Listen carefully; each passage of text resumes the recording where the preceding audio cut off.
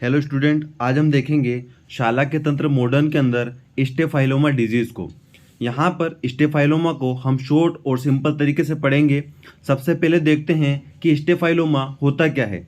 तो इसके अंदर लिखना है staphyloma is defined as an out pouching of the ocular wall.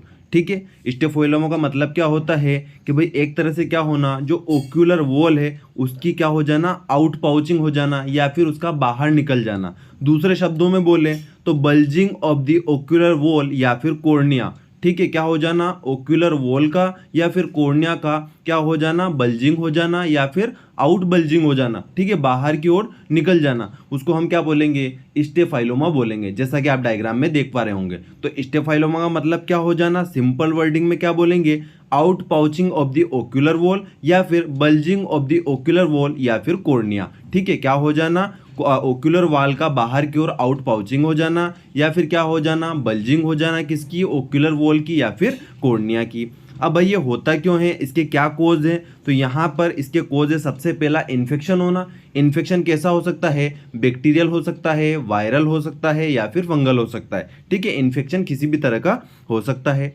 किसी ट्रोमा लगने की वजह से ओक्यूलर वॉल का आउट पाउचिंग हो जाना।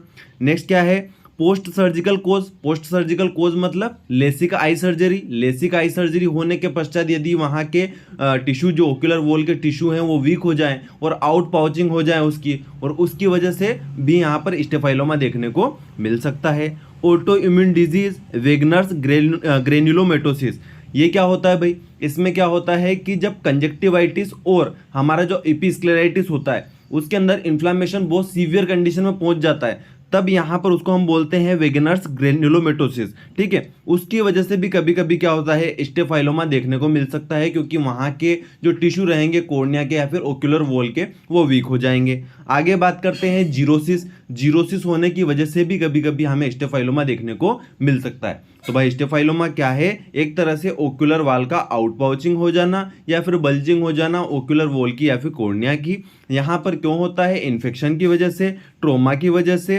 पोस्ट सर्जिकल कोर्स के अंदर आ जाएगा हमारा लेसिक, ऑटो इम्यून डिजीज की वजह से, वेगनर्स ग्रेन्युलोमेटोसिस की वजह से, जीरोसिस होने की वजह से भी हो सकता है। आगे देखिए, इसके देखते हैं टाइप हमें सिंपल सा नाम याद रखना है, क्या क्या है टाइप, एंटीरियर, पोस्टीरियर, इंट्राकेलेरी और सिलियरी और इक्विटोरियल। अब भाई ये जो टाइप्स बताए गए, ये टाइप क्यों दिए गए, ये जो लोकेशन कहाँ से बल्जिंग हो रही है, ठीक है, कहाँ से ओक्यूलर वॉल बाहर निकल रही है, आउट पाउचिंग हो रही है, उसके अकॉर्डिंग यहाँ पर नाम दे दिया है। देखिए एंटीरियर इसलिए बोला, यदि एंटीरियर पोल ऑफ आई के वहाँ से क्या होगा, बल्जिंग होगी, तो उसको एंटीरियर स्टेफाइलोमा बोलेंगे। यदि पोस्टीरियर पोल ऑफ द आई के वहाँ से बल्जिंग होगी तो उसको पोस्टीरियर बोल दिया। इंट्राकेलरी में क्या होगा, यदि लिम्बस एरिया के वहाँ से बल्जिंग देखने को मिलेगी तो इंट्राकेलरी बोल दिया। सिलियरी नाम से पता चल रहा है, सिलियरी बॉडी के वहां से हो, वो एरिया इन्वॉल्व होगा तो सिलियरी स्टेफाइलोमा। इक्विटोरियल, यदि आंख के जो इक्वेटर होते हैं, इक्वेटर ऑफ आई के एरिया के वहां से यदि बल्जिंग देखने को मिलेगी तो उसको हम बोलेंगे इक्विटोरियल। तो एंटीरियर कहाँ, एंटीरियर पोल ऑफ आई से हो जाए, पोस्टीरियर मतलब पोस्टीरियर पोल ऑफ आई से हो जाए, इंट्राकेलरी लिम्बस के वहां से हो जाए, सिलियरी मतलब सिलियरी बॉडी इन्वॉल्व हो, इक्विटोरियल इक्वेटर ऑफ आई के वहां से हो। तो ये अकॉर्डिंग टू प्लेस कहाँ से बल्जिंग हो रही है उसके अकॉर्डिंग यहाँ पर इन्होंने क्या कर दिया कि इनके टाइप्स के नाम दे दिए। ठीक है, आगे देखिए साइन और सिम्टम क्या देखने को मिलेंगे, तो यहाँ पर सिम्टम देखने को मिलेंगे, पेन होना, रेडनेस होना, लेक्राइमेशन होना, फोटोफोबिया होना, ब्लड विजन होना। तो देखिए ये तो मैं पहले भी आपको डिजीज के अंदर समझा चुका हूँ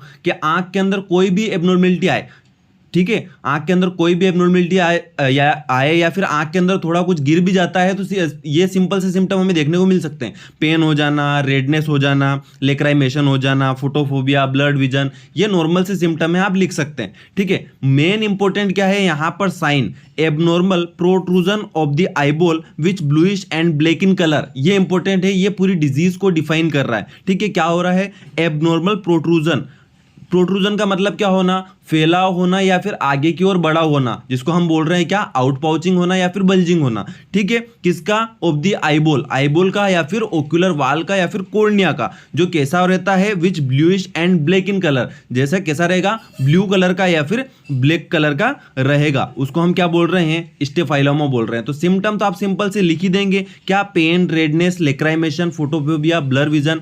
मोस्ट इंपोर्टेंट क्या है हमारा साइन, एबनॉर्मल प्रोट्रूजन। ठीक है, क्या हो जाना, प्रोट्रूजन का मतलब क्या हो जाना, आगे की ओर बढ़ा हुआ या फिर फैलाव, एबनॉर्मल फैलाव या फिर एबनॉर्मलिटी, जिसके अंदर क्या होता है, किसकी abnormality, of the eyeball, eyeball की या फिर ओक्यूलर वॉल की या फिर कॉर्निया की, विच ब्लूइश और कैसी रहती है, ब्लैक इन कलर, कैसी रहेगी, ब्लू रहेगी और ब्लैक कलर की रहेगी, जिसको हम क्या बोल रहे हैं, स्टेफाइलोमा बोल रहे हैं। चलिए आगे देखते हैं इसका ट्रीटमेंट कैसे करें। तो ट्रीटमेंट के लिए यहाँ पर सबसे पहला है कंजक्टाइवल फ्लैप यूज करेंगे, जो क्या करेगा, provide support to weak tissue, weak होने की वजह से ही बल्जिंग हो रही है, तो वहां पर कंजक्टाइवल फ्लैप का यूज करेंगे, ताकि वहां पर जो बल्जिंग हो रही है, जो वीक टिश्यू रह रहे हैं, उनको सपोर्ट मिल सके और बल्जिंग ना हो। सेकेंड, हम यहाँ पे क्या करेंगे, बैंडेज, सॉफ्ट कॉन्टेक्ट लेंस का यूज करेंगे, टिश्यू एडेसिव ग्लू का यूज करेंगे, साइनो एक्रेलाइट का, वीक टिश्यू को वहीं पर रोकने के लिए, तो टिश्यू एडेसिव ग्लू, साइनो एक्रेलाइट का यूज करेंगे। कॉर्नियल ट्रांसप्लांटेशन कर सकते हैं, यदि कोई भी हमारी ट्रिक काम नहीं आ रही है, कोई भी ट्रीटमेंट काम नहीं आ रहा है, लास्ट में हम क्या करेंगे, कॉर्नियल ट्रांसप्लांटेशन कर सकते हैं। तो इस तरह से आपका स्टेफाइलोमा डिजीज सिंपल और शॉर्ट में कंप्लीट हो जाएगी। तो दोस्तों वीडियो अच्छा लगा हो तो वीडियो को लाइक कर दीजिए, अपने फ्रेंड्स के साथ शेयर कर दीजिए। यदि आप मास्टरमाइंड चैनल पर नए हैं तो प्लीज चैनल को सब्सक्राइब कर दीजिए, बेल आइकन को प्रेस कर दीजिए, ताकि आने वाली वीडियो की अपडेट आपको मिलती रहे। Thank you.